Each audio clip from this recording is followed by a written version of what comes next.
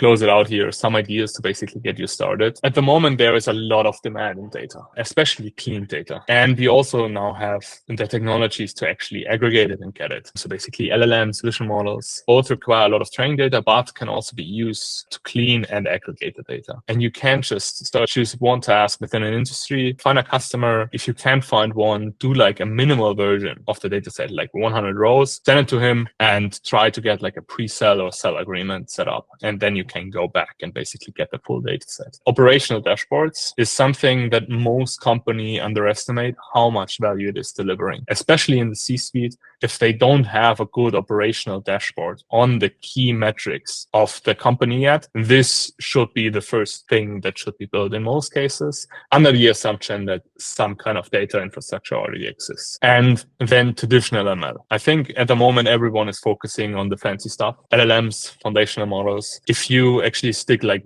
more of the basics, you will have way less competition.